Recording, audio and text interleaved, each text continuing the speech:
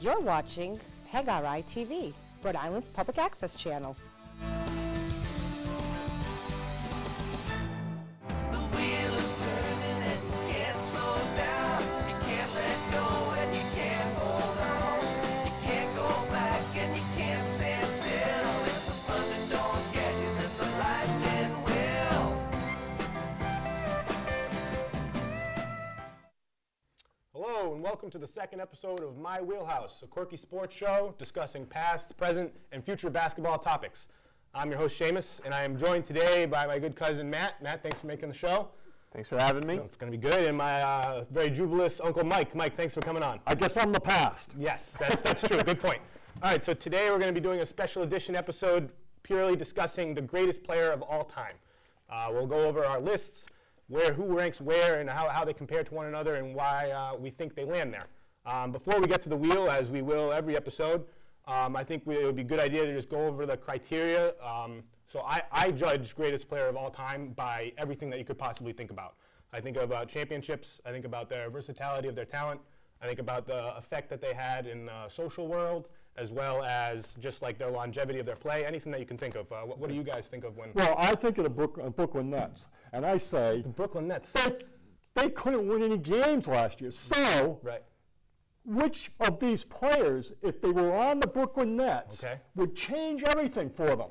Yep. And so, if one does that better than the others, Okay. does that push them up a level? I say yes. So then, and there's a big discussion on that. I agree. What position should it be? Or what type player it is? Which player couldn't do it? Right. That's what my eyes are seeing it. What about you? You got criteria? So I've got kind of two things. So if you've got every player that's ever played in the NBA in a room, and you had to pick one as their actual skill set was when they played, which one would you pick? So Right. that's one of them. The second one, which you might or might not agree with, is if you just the disparity between their level of play versus everyone else in their era. So Yeah, that makes sense. if you were 50% better than everyone else in your era, then And I that caution disparity. you guys to be careful about that because you didn't experience certain errors. And some of the NBA is 70 years old. You know, I've seen 60 years of that, so that I don't just look at it as an error. I look at it as something I lived and saw. So I temper and caution you to look at it separating by error. Yeah, That's how I I mean, feel. Do you separate Babe Ruth by error? I don't. Do you separate Ty Cobb by error? I don't. Well, okay? And I never saw them play. I think that the transcendence of a player's abilities is definitely one of the categories that I use to judge a player, so how well they would perform if they were placed into a different era with the skill set that they have now. Something that concerns me about the thing that you just said in terms of comparison to their competition is in certain eras, there's less of a disparity between the great players and the good players. If you look in the 60s and the 70s, the great players were so far and beyond the players that were just all-star level that it wasn't even close. You couldn't even compare those players. Even Which though is why it would strengthen their argument for being the greatest ever. I If disagree. they were that much better than everyone else. I in their- disagree because it's just from top to bottom of the league, the talent was less. The greatest players, you can compare those, but comparing them in contrast to their counterparts and their peers is a kind of a falsifying argument because it's going to ruin the perspective because the players that you're comparing them to are trash in one part, and the players that you're comparing to now are all-star and all-NBA talents.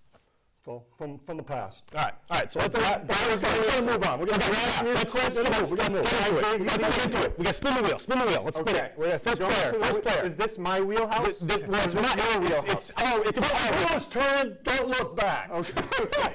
Here we go.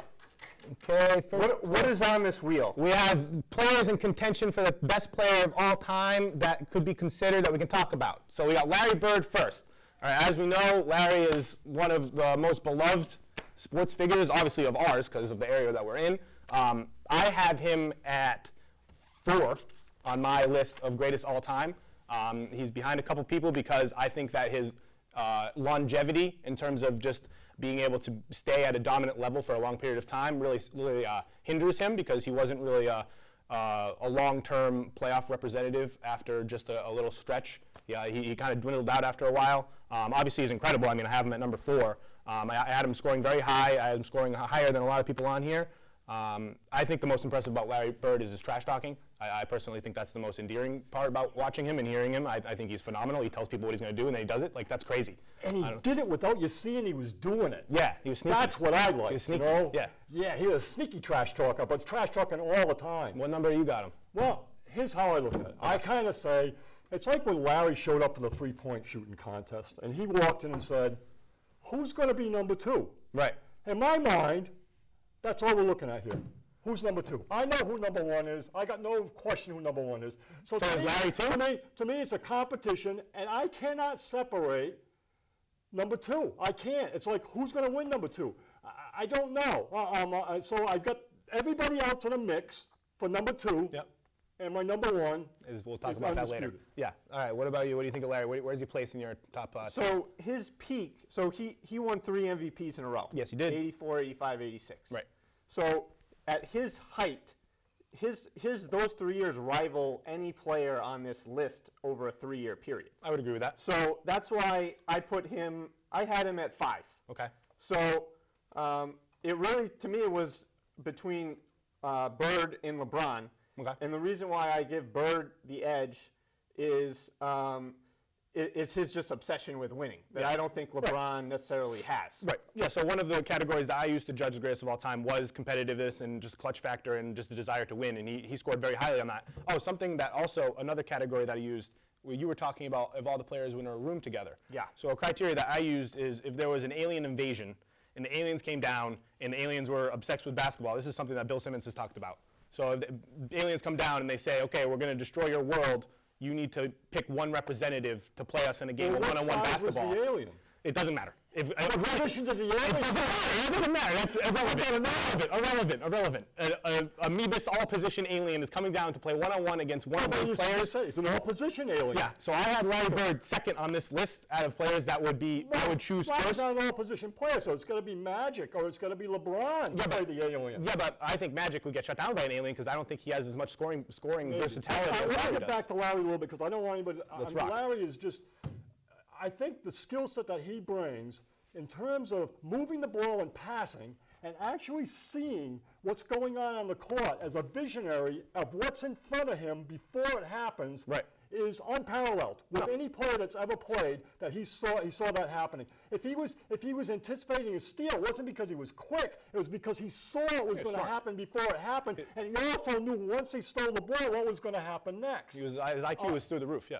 Yeah, and he also had that fire in his eyes that we talk about that some players have and some players don't. The great ones do have. Yeah. And I tell the story about, and it's not going to be a long story, but when I showed up to see him play Ralph Sampson in the final, when he walked out of that dressing room, when he came out of there, it appeared to me as though his sneakers were about an inch off the floor. He was fluent. And that's how he played that game, about an inch off the floor the whole time. Right. No, that's something we discussed actually yesterday when we met. Just the flow of the game and how important that is and what players understand that. And he's clearly one that just very obviously understands that. And as you say, his ability to distribute the ball, even though he wasn't a guard, that 86, it was one of the best passing teams of all time, and he was kind of the centerpiece of that ability. So, all right, let's move on. Another spin. going on? Yeah, we want to do a lot. We want to do a lot. Okay. This is awesome. A soft spin. Was that too soft or too hard? I think I'm okay with it. Okay. Oh, okay, we got Tim Duncan here. All right, so Tim Duncan has, in contrast to Larry Bird, Tim Duncan just absolutely shatters the dominance of a long period of time. When he came into the league, he jumped on a team that was, for some reason, not that great with Robinson, another all-time great, didn't make this the wheel. But he's been in a dominance because of a coaching system, because of a system that benefits his abilities, and because of his abilities to be unselfish and just have a winning mentality. So I really thought he did very well in terms of the mentality, in terms of his level of competition that he faced. He, out of all the players that I ranked, I went through a chart and I created kind of like a somewhat arbitrary list of like what the best 50 players of all time would look, and what these players right here, what their record in the playoffs all time against that list of 50 players was. And Duncan had above and beyond the most games played against these people. So I consider the competition that he's faced far superior to the competition that anyone else has faced. He did very well. He had a 65% winning percentage in series, and he was 112 and 84 overall. So I think just the amount of miles that he has put on in terms of greatness really just speaks to how good he should be. I have him at 7, I believe, all time. my list gets lost in all these pages. What do you think about Timmy D? He's too boring. He doesn't. Yeah, he's too boring on the wheel. He's too boring. I mean, he was brought up as a swimmer. He was learning to swim, and he got his conditioning from swimming. Tim Duncan does not do it for me. I know the greatness. I know Pop. I know San Antonio. Right. I know the style of play. I know all of that. But I want some pizzazz. I want some magic. Even Kareem. These guys. Tim Duncan does not bring that to the table for me. So he has to be out of the top 10. I'll put him in the top 20. Wow, that's crazy. Very, very harsh on him. What do you think? So I didn't do the research that you did, Right. but my just initial reaction to Tim Duncan in the competition he was up against was it hurt him how he lacked a high-profile finals. Right. Because think about the teams that good he was point. beating in the finals. It was Jason Kidd's Nets. It was these, Detroit Pistons. Yeah, it was a but- bunch of boring teams. And so if he had a high profile, like if he was matched up against Bird Celtics or Magic's Lakers, and he ended up victorious in those, like I think the LeBron series helped him. I thought that was the best thing that could have happened to his legacy. Right. Was beating one of the all-time greats, universally recognized all-time greats. So I wasn't in agreement with your, competition argument. I think it kind of takes away from his greatness just because he's not part of these all-time classic series. I agree with Matt on that. I That's a think, good point. Very good in the point. finals, but did he not have to go through Shaq's every single year to get there? Another one of the all-time greatest players. He had several series where he dominated Shaq in the Western Conference Finals and in the first and second series. He had to go through several players, and he had to go through multi-generational. He had to beat the Thunder with Kevin Durant, one of the best scorers of all time. He had several series where he's been put up against all different types of beasts, and I think he's done very well. I agree that he's incredibly boring. When I was growing up watching basketball, Tim Duncan was one of my least favorite players. I thought he was one of the most overrated players, and I didn't begin to respect him for his accomplishments and for how good he actually was on the court until I actually had a greater understanding for the game. But I agree with you that his finals have been This is impressive. the issue with your longevity in taking that into play is because Tim Duncan had 18 healthy seasons. If you give Larry Bird 18 healthy seasons, you don't think he has as many MVPs or? I think that's an erroneous debate. I don't think that matters. I think debating a player's health should help that player, not hinder that player. Saying a player, what if he was healthy, isn't a debate to make that player seem better. The reason Bird's longevity wasn't impressive is because he was injured. So I think that's a slight on him. But if they were all in a room and you had to pick him for one game. Yeah, that's only one of the possible 25 criteria. I agree, I'm picking Larry Bird over Tim Duncan. Larry Bird ranks over Tim Duncan in my all-time rank. He's just the person who came up on the wheel. Next spin. Got it. All right, we're moving on. Hopefully we get somebody less boring. It doesn't get much more boring than him. It's a lot. I would have to put him on the A list. lot of options. All right, let's talk about less boring. It's much less boring. All right. So Shaq. Yes. Wow. Yeah. So he's a huge just figure in terms of sports. Not only when he was playing the league, but he continued afterwards. One of the categories that I had in my evaluation system was the amount of highlight and iconic plays and just memorable plays that each of these players had. And obviously Jordan did very well in that with all of his game-winning shots. But I placed Shaq in, I think he was either second or third on that list with just the amount of backboards he was destroying, the amount of famous alley-oop and is pointing at Kobe after he got the alley. I really just think he was a really transcendent player that was, for a good stretch of time, the most dominant big man in the league. And you could argue that he was the most dominant offensive big man of all time. I'm with you on Shaq on a lot of things, and I think two thoughts I have on him that I didn't really know much about him when he was at LSU. He's kind of remote. Where was he? What kind of player was he? And then I found out that Bill Walton went down and worked him out. And the report back from Walton was, he can play me right now. That changed everything. Well, how old was Bill Walton? 50? Well, no, but I didn't expect that Walton was not 50, I don't think. But anyways, what Walton meant is that Shaq was ready to play in the NBA as he was seeing him, and that opened my eyes to Shaq because I didn't really understand anything about him before that, and I respect Walton's opinion when he went down and worked him out. Okay. The other thing is that I think he revolutionized the game in the terms that he was the first big man that could handle like that. And my picture of him is coming over half court early in his career and effortlessly handling the ball and going behind his back smoothly as he pushes it up the court. I had never seen a big man that crazy. size do that. And So those things. But And his way to really like beef up and transition into from a transition fast break just dominant player into just a low pace like behemoth. You know what I mean? yeah, I He was hate such a- that he when was those such a- players do that. All of them. Why? I mean, he turned into one of the like most I don't savage like it when players in Bill the did post that. I ever. don't like when Shaq did that. I like him to stay lean and mean, like Russell and Jordan. So, That's how I like him. so did you not even make a list? You just had one, and then everyone else is two. Right. Okay. More or less. I made a I mistake. would say Shaq's around number 10. for Yeah. me. So I made a mistake with Duncan. I misread my list. So I had Duncan at 8, and Shaq is actually 7. What do you think about Shaq? So my take on Shaq is if you took his best year, he might be number 1 on this list. Okay. The best of Shaq Is as good as the best of anybody because see that. he's unstoppable. Oh, no yeah. one's And ever probably been. the best of that generation, too, right? Yeah. Well, we were talking The yesterday. premier player after Jordan. Right, post Jordan, pre LeBron, he was he's above and best beyond the best generation. player of the NBA. You Right. know? Like so, I mean, Like if you put his best year in the NBA next year, the NBA would turn on its head. it would completely flip, and the style would have to completely change to accommodate defending him. And I agree 100%. And I think that's why he's so highly touted. All right, We're going back to your wheelhouse. my wheelhouse. I mean, Our you got more stuff- wheelhouse? you got more stuff to say on Shaq? No. All right, I yes, don't. spin I it. don't. No, we got to keep moving. We got to keep moving. I agree. I think this is going to be. Thing is wobbling a little this is- bit. this is I'm gonna a be little the- this- concerned about that. This is going to Hope be we the don't get last the same guy again. Okay, we got Ooh, Wilt. very interesting. Okay, this is someone who is very intrigued by Uncle Mike. Obviously, someone who he has more understanding and more just kind of mileage with watching Wilt. Although you I- helped me with that. Yes, I did. I mean, I've watched probably 5 or 6, maybe 7 Wilt Chamberlain games just on like YouTube and like NBA classics. You can tell that there's a clear disparity, as I touched on before, between his abilities and everyone else. And I'm not trying to discredit his superior athleticism that would still obviously compare to the athletes we have today. But I don't think that his skills translate as much as another center that could be just slightly from a more recent era. I do have him around. I have him 10th on my list.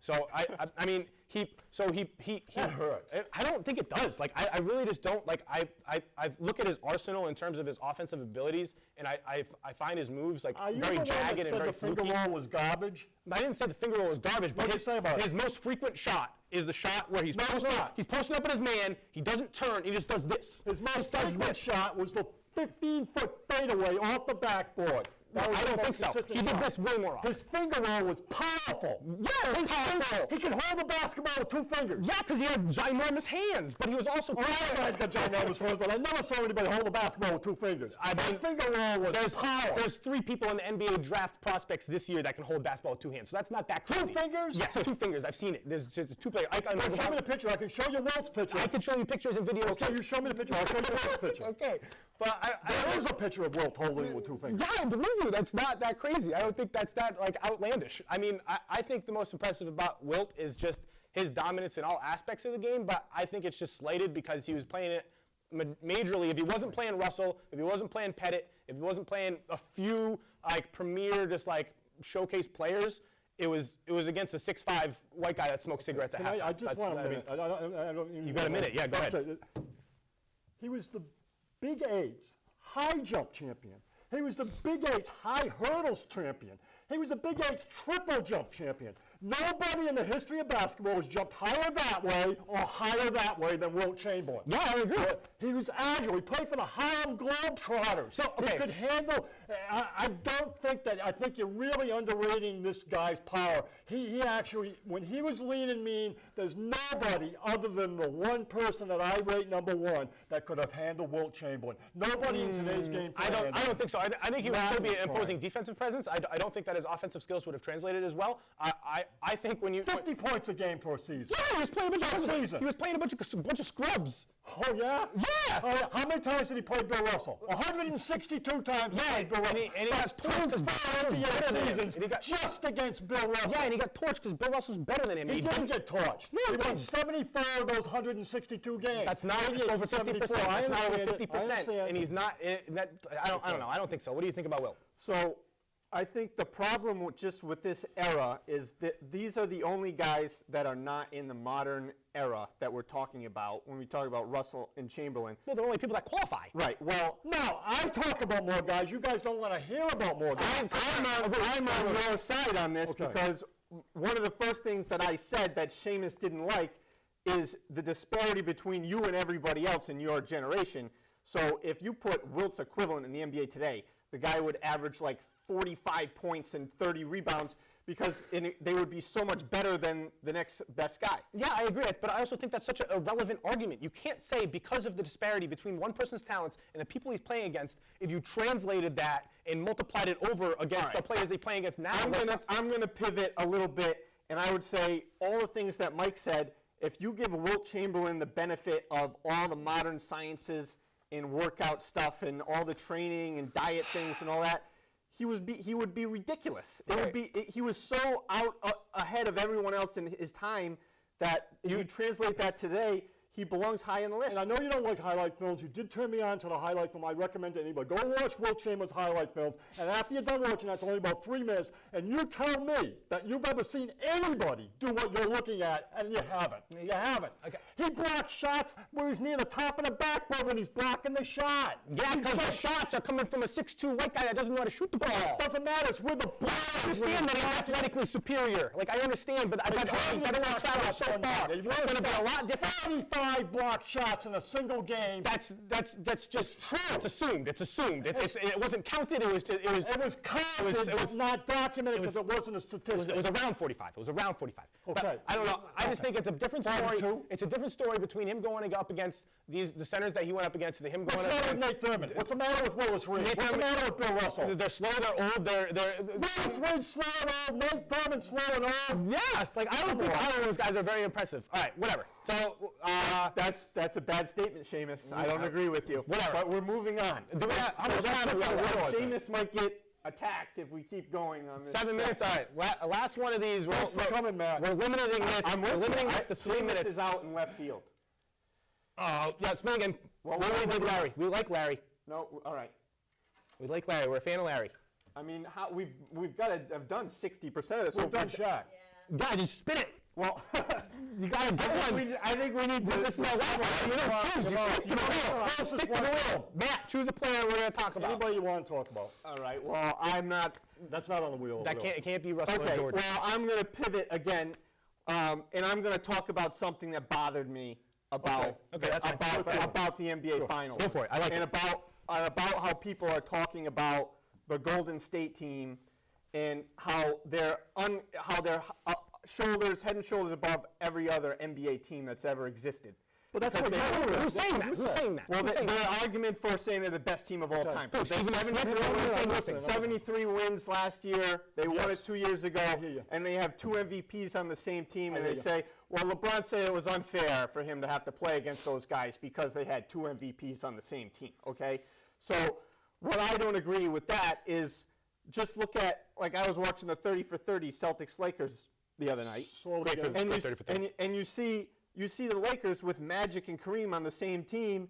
That's 2 of the best 5 players of all time on the same team. Or Wilt, Jerry West, and Elgin Baylor.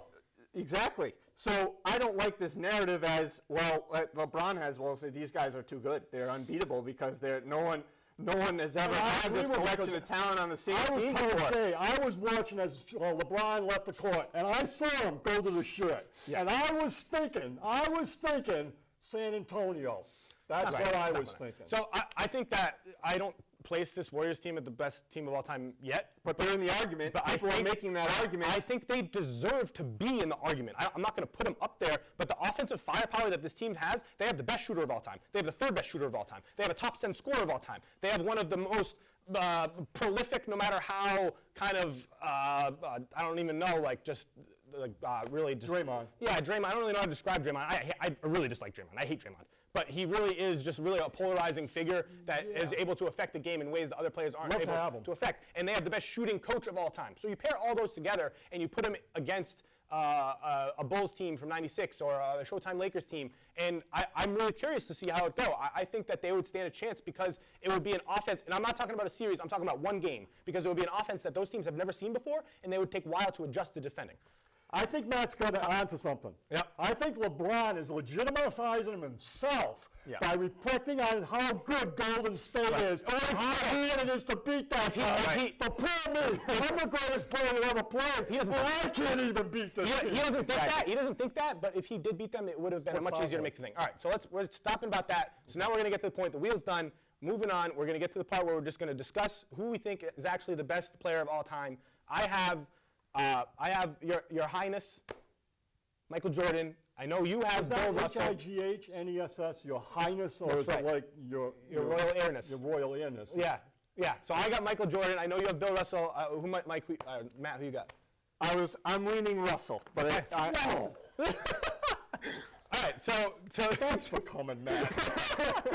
so to start, going back to the record against the greatest of all time players, I have Jordan at 71-46 against that list of top 50. That's a 61% winning percentage. That's second high on this list. Understand, only to Bill Russell, but I think the level of competition that he was playing was a lot higher.